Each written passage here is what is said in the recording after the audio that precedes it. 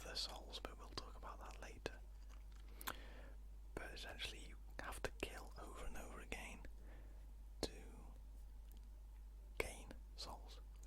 And the further you progress into the game in terms of levels, like areas, the more souls you get per kill. So at the very beginning of the game you start off getting around 10 souls per kill.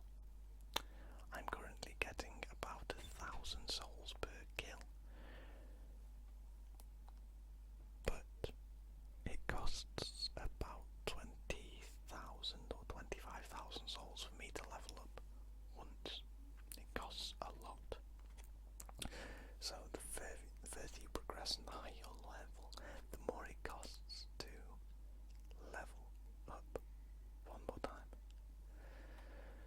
So this leads to you having to go back to an area that you feel more comfortable in and killing the enemies over and over again, resting at things called bonfires.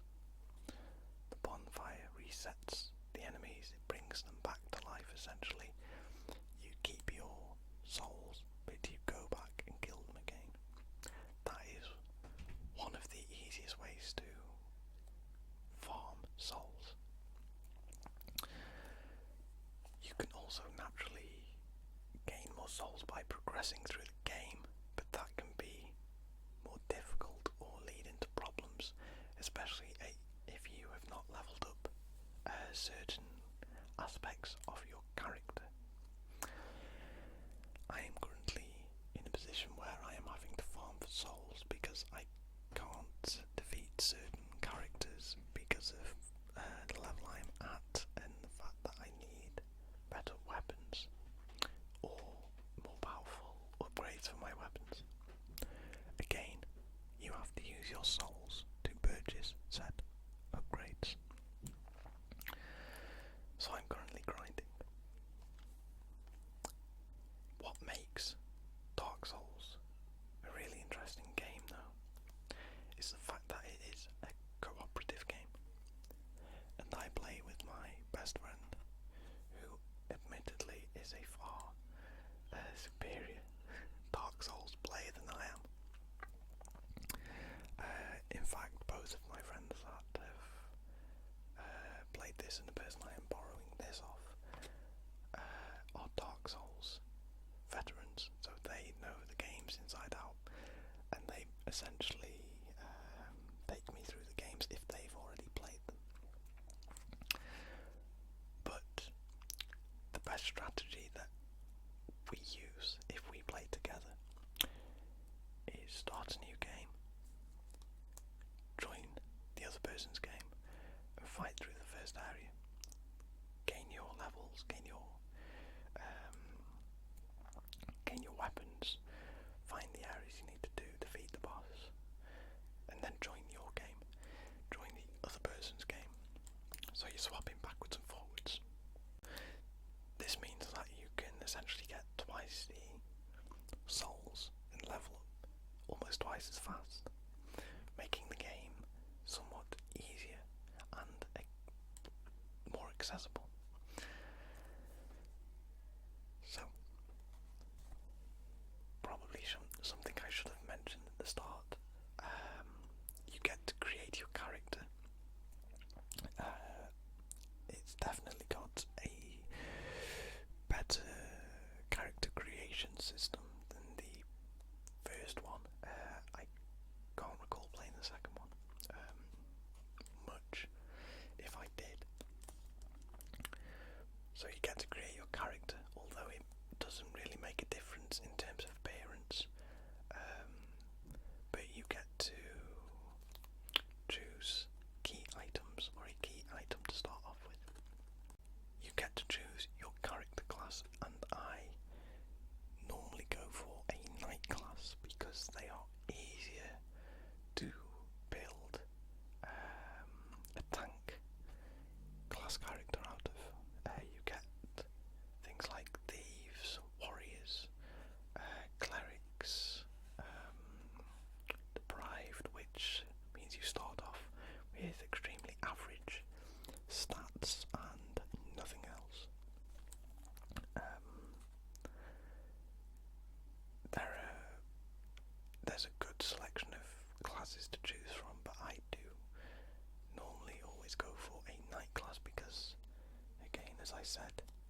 best to build a tank with, and I like playing as a tank, which is a heavy hitter, a lot of health, but not super fast and isn't very good with magic. Which brings me on to magic, which is incorporated into the game as sorcery spells. And one other thing, but I can't quite remember.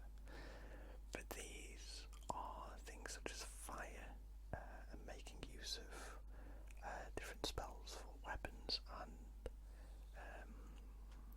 healing. Bonfires are, as I said earlier, a way of resting in the game and resetting the characters. It's also almost a way of saving the game.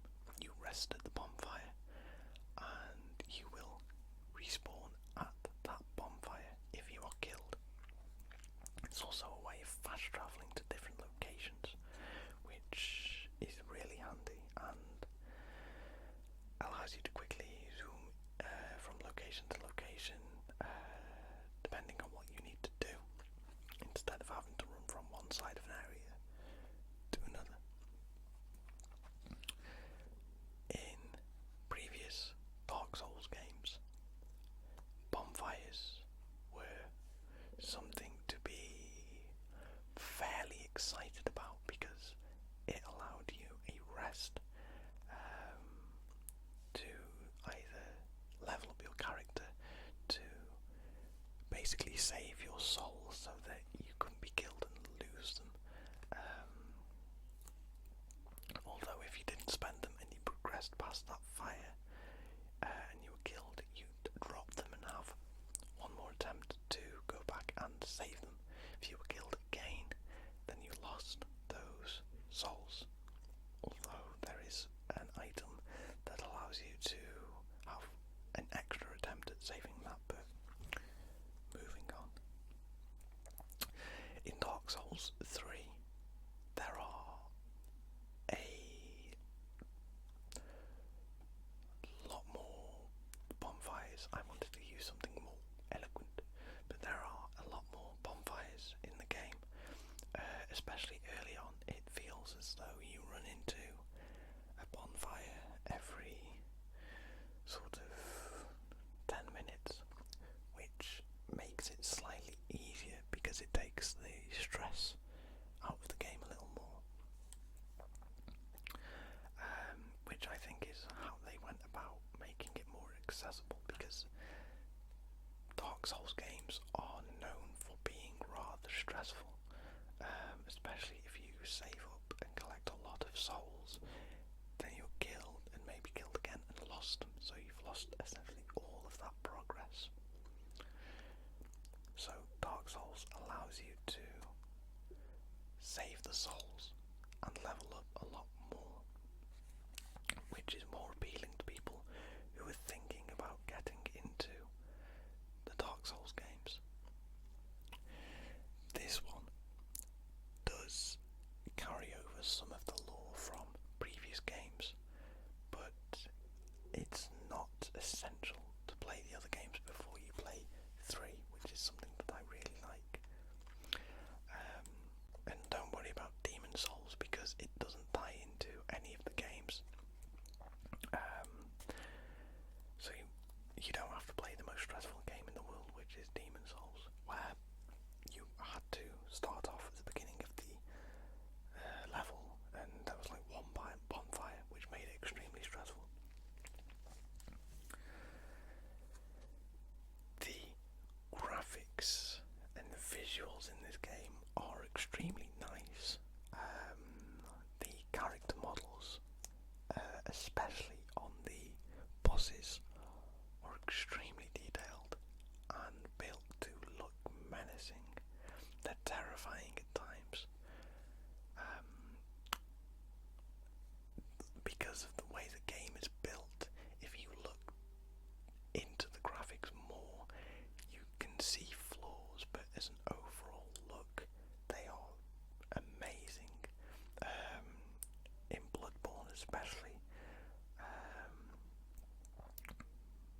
Vigor Amelia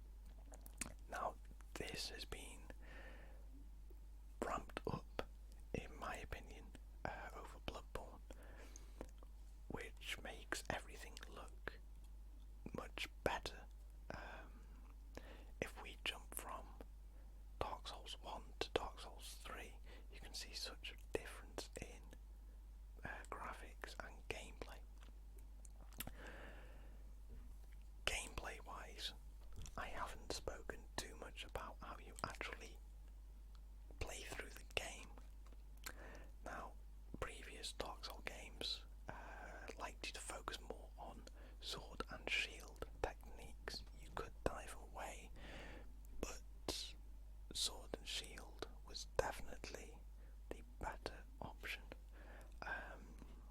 Shields would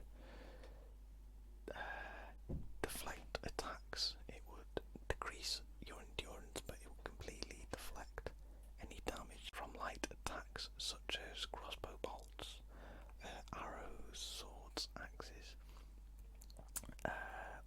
But in Dark Souls 3, they've gone more down the Bloodborne route, which is more movement orientated. There is a lot more diving involved. If you use your shield, which gives you buffs, depending on the shield you use, it gives you advantages with with stamina regen, health sometimes, and things like that. But taking hits to your shield damages your stamina and your health, as it would do in real life. You probably wouldn't want to take a hit from an axe whilst holding a shield, because it would still hurt, and that is what they've incorporated. They've made it so that you're going to be moving around more, pressing that dive button and rolling away and strafing away as much as possible to try and defeat the enemies.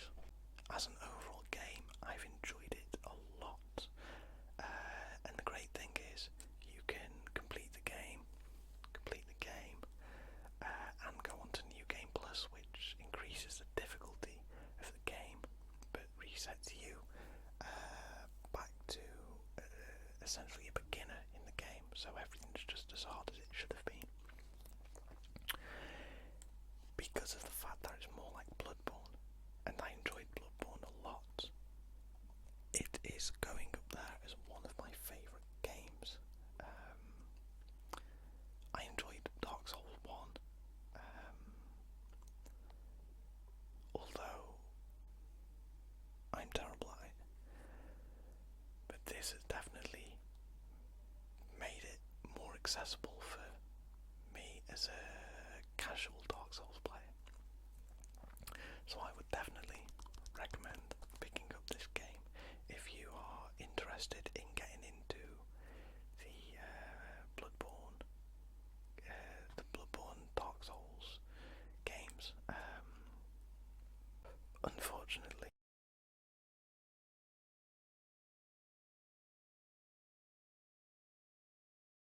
hopefully you've enjoyed this review, and hopefully it's made sense